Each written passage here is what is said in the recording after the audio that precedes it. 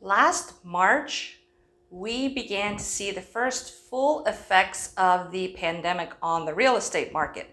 And in particular, we saw those effects in headlines such as these. Coronavirus may crush real estate. Strong U.S. housing market suddenly plummeting from pandemic.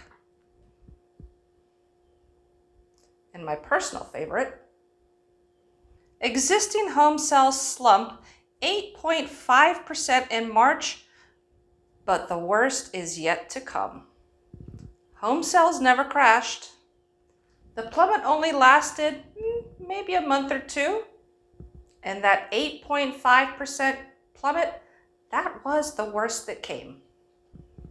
Unless you've been living under a rock, you know that we are in the middle of one of the strongest real estate markets we have ever seen. Today, I want to review with you the annual stats from 2020 and show you exactly how strong that real estate market was.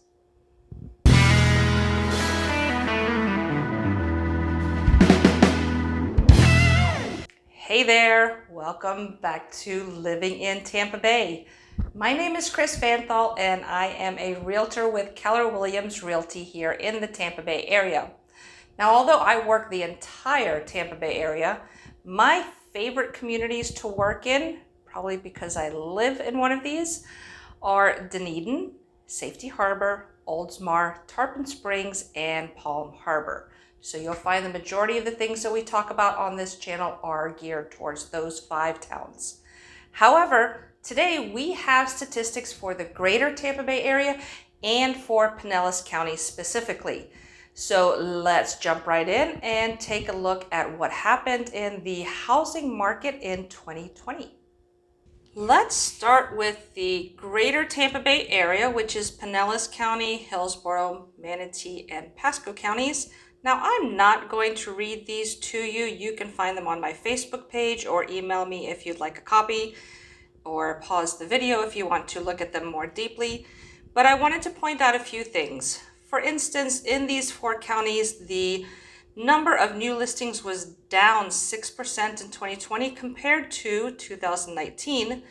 The number of active listings was down 28%, and yet the number of solds was up 3% from 2019. And of course, the big number that everyone wants to know about, the median sales price, that was up 9% to a median price of $251,250.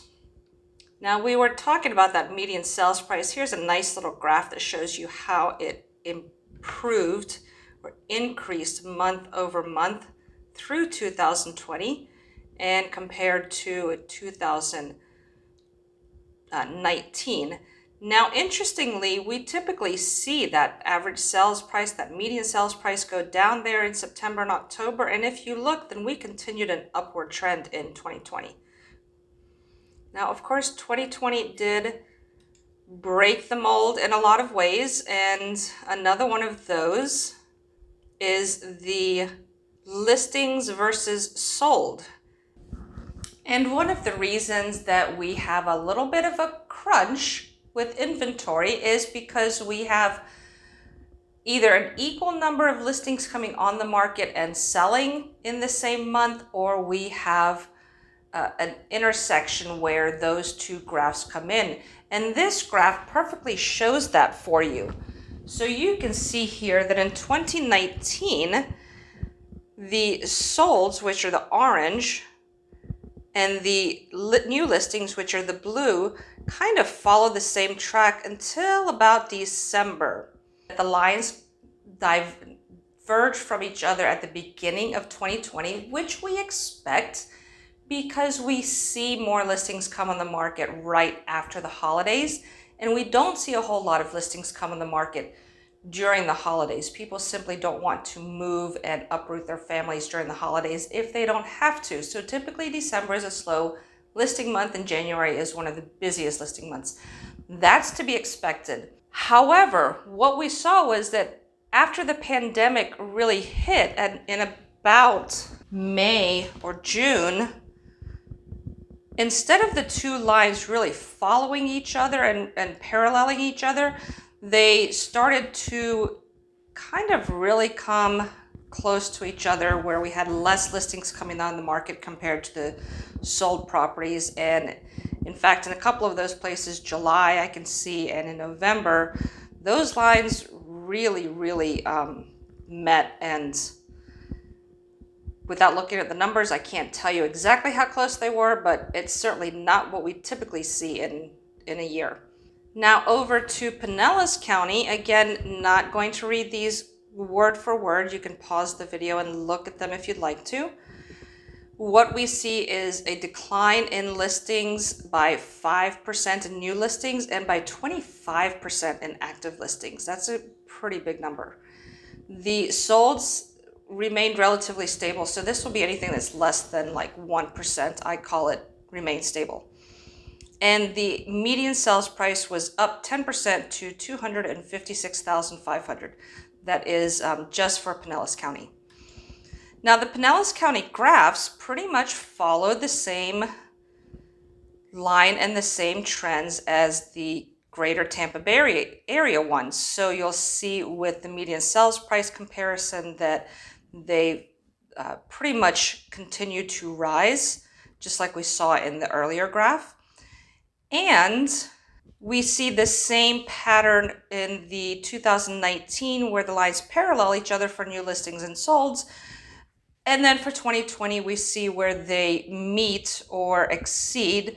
It looks like in July there were more sold listings than there were new listings. And same thing with November and December, or probably November there, which we do expect. So that happened, that holiday split happened a little bit earlier than it did in 2019. The trending is very similar to what we see in the greater Tampa Bay area. So interesting things that were happening in 2020. All of 2020 was, for lack of a better word, an interesting year, a rule breaker, so to speak. So it'll be fun to watch 2021 and see if some of the same patterns continue in 2021 that we had in 2020, or if things start to go back to the way they typically are in 2019, where you have that paralleling of the new listings and the solds from month to month. Let me know in the comments what you thought. Did you find this as interesting as I did? Because I don't know, I'm a little bit of a numbers geek here and I like to look at these things, but I know a lot of people are not that way. So I'd love to hear what you thought about these numbers and what you think that means. If you have any opinion about that, leave me some comments below, let me know. As always, please like the video, subscribe, and have yourselves a great day. Go make it a great day.